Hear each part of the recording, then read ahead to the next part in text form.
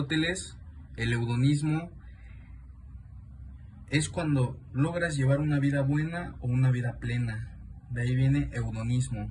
Se compone de dos vocablos griegos que significan eu, que significa bueno, daimon,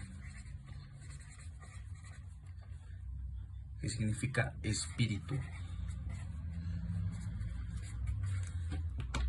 Para él la felicidad consistía en la actividad o práctica continua de la virtud, actuar conforme la recta razón. La felicidad debe estar en aquello o propio de un hombre, la capacidad de pensar, la capacidad de razonar. La virtud es justo medio de dos extremos viciosos, el exceso y el defecto.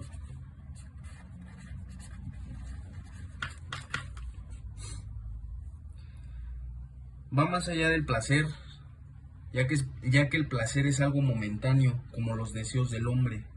Comer, el sexo o descansar nos generan placer, pero el hedonismo va más allá del placer. Tienes que incluir emociones, voluntad, capacidad de comunicación, inteligencia. Todas y todos esos elementos humanos y psicológicos son fundamentales para llevar una vida feliz. Lo que quiero dar a entender es que la filosofía hedonista no solo se trata de placer, sino de algo más humano. Podemos ser una buena amistad con muchas personas, ser disciplinados en algún deporte. La felicidad es el objetivo, es el ejercer nuestras virtudes y capacidades. Virtudes y capacidades. Ok. La felicidad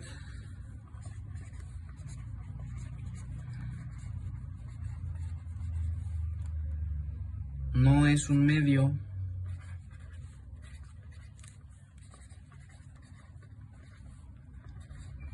es un bien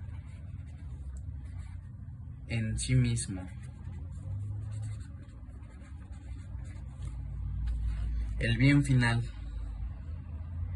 Somos el animal racional, según Aristóteles.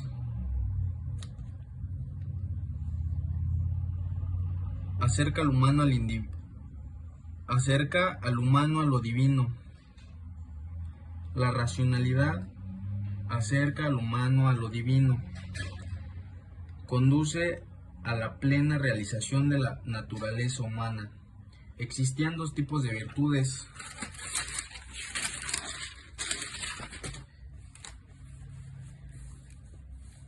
La virtud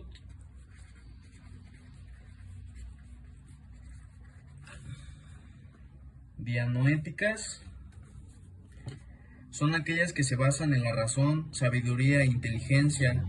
Eran y son necesarias para la realización del alma. En exceso son buenas.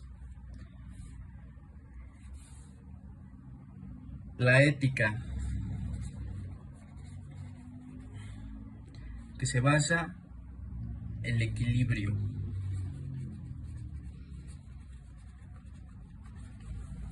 Basada en la proporción, es mal en exceso. El valor en medio de la cobardía y el miedo. Voy a poner un ejemplo un poco motivador. Si tienes buenas virtudes para un deporte,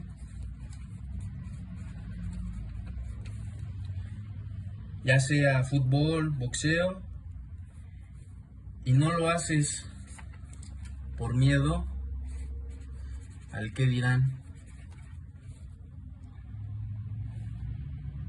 estás sufriendo de un vicio por falta de valor.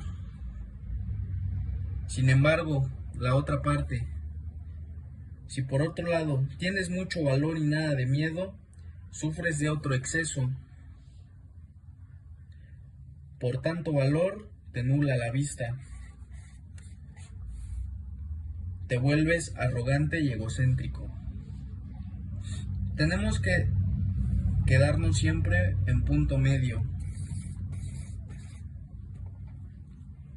como cuando una flecha da en medio de un tiro.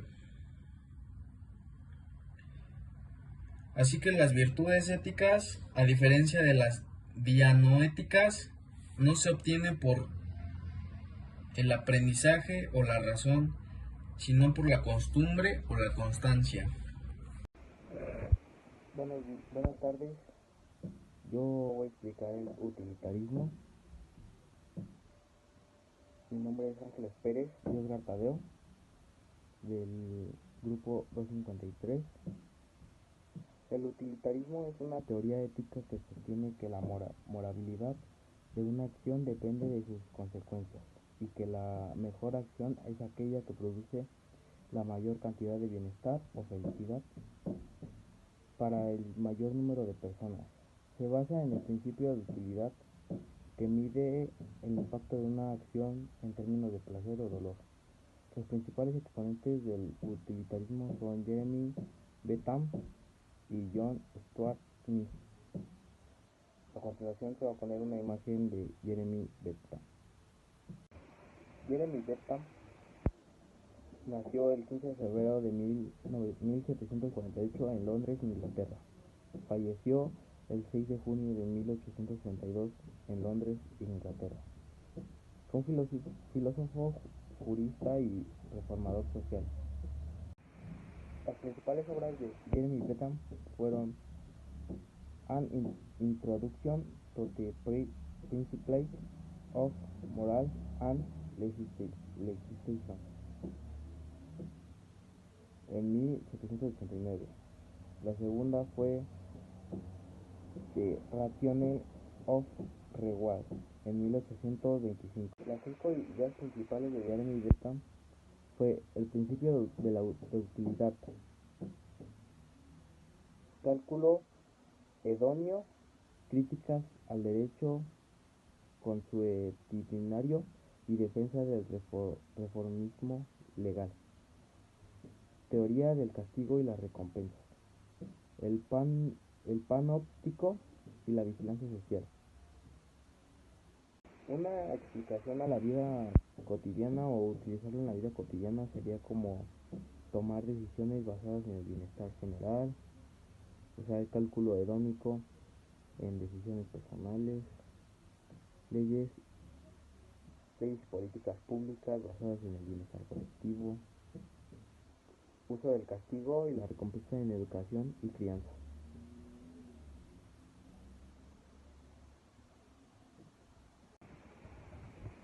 Por decir, si nos enfocamos en tomar decisiones basadas en el bienestar general, social, sería un ejemplo de si organizas, por decir, si organizas una reunión con amigos y alguno prefiere películas de acción, mientras que la otra mayoría quiere ver con una comedia, podría ser como elegir la comedia, seguir el principio de utilidad, ya que generaría más mayor felicidad en las personas. Mi nombre es Ángel Álvarez Ibáñez y el día de hoy les presentaré el tema de hedonismo. En contexto, es una teoría filosófica que sostiene que el placer es el fundamento de la vida. Se ha manifestado en diferentes corrientes como lo es el hedonismo ético y el hedonismo axiológico y el hedonismo estético. Algunos representantes fueron Epicuro, Aristipo y Jeremy Bentham. Epicuro se puede decir que fue un filósofo griego que vivió entre 341 y 270 a.C. Consideró que el placer como el principio de una teoría moral. Aristipo fue un filósofo griego que vivió entre 435 y 350 a.C. Fundó el hedonismo cirenaico. Consideraba el placer como el principal objetivo de la vida. Jeremy Bentham, en contexto, fue un filósofo, economista, pensador y escritor inglés que vivió entre 1748 y 1832. Fundó el utilitarismo. Decía que la vida transcurría bajo el dolor y el placer. Las ideas principales del hedonismo fueron: el placer es la principal motivación de las acciones. La segunda idea es: el placer es el bien, ya sea individual, privado, social, espiritual o físico. El tercer, la tercera idea: el placer se asocia con la ausencia del dolor y sufrimiento. La cuarta idea es: el placer de ser la motivación principal de las personas. Y por último, el placer y el dolor causan que las personas hagan lo que quieran. Un ejemplo aplicado en nuestra vida cotidiana podría ser que algunas personas eligen los alimentos por el sabor y no por la vista. Su presentación del alimento, más bien, se basan en el sabor. O sea que si compran un plato de comida, así no se basan en cómo viene de presentación, sino más bien se basan en su sabor probándolo. Y por último, aquí les presentaría dos imágenes de lo que es Epicuro y Aristipo.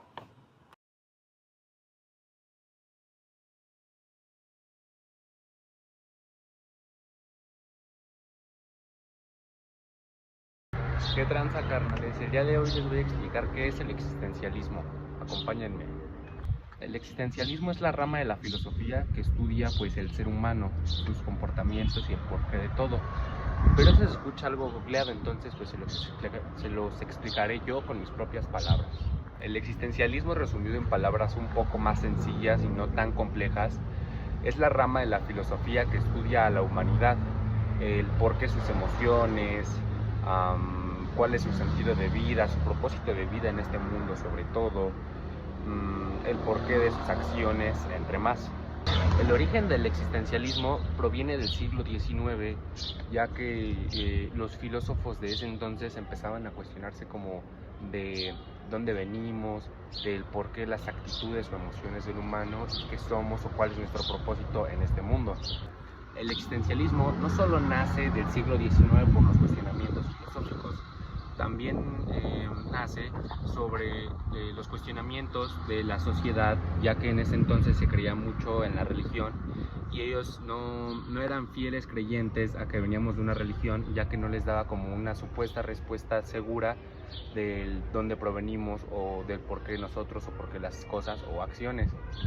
Y ellos hicieron la creencia de que era imposible dar, pues, por así decirlo, cuenta o existencia humana alrededor del mundo, o sea, fuera del planeta.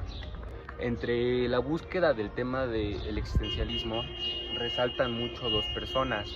Uno de ellos es Albert Mussek, con su frase de lo absurdo de la búsqueda de vida, a lo cual yo pues me cuestioné por qué esa frase, y entre búsquedas llegué a la conclusión de que Albert dijo esa teoría, ya que él redacta que la búsqueda de vida humana exterior o del por qué nosotros es inútil, pero a la vez algo liberadora, ya que queramos o no tenemos ciertas respuestas. Otra persona que enfatizó la importancia de la libertad individual fue la filósofa Simone de Beauvoir, ya que ella igual aportó mucho a este tema del existencialismo, dando teorías muy benéficas y muy razonables, igual con la idea de su compañero. Pero pues esto sería todo de mi parte. En conclusión, para mí el existencialismo, o lo que llegué a entender, es el estudio es una rama filosófica que estudia el porqué, el comportamiento de las personas, si realmente somos de una religión, que por lo que yo entendí no. ¿Qué más? ¿Por qué nuestras acciones, nuestras emociones, de dónde provenimos, qué hay después de la muerte o antes de la vida, o qué es lo que nos rodea, o sea, si hay más vida humana rodeando nuestro. Buenas tardes, mi nombre es Delexamil Gómez Aguilar, del grupo 253. A mí me tocó exponer el tema de éticas materiales y formales. Las éticas materiales y formales son dos significados diferentes, o sea, que van de lo mismo, pero significan diferentes cosas. Las éticas formales no se centran en el contenido de las acciones morales, sino en la forma o principio que se debe tener una norma para ser considerada moralmente válida. Es como una regla que debemos de seguir, por así decirlo, para enfatizar la, la autonomía moral y la buena voluntad.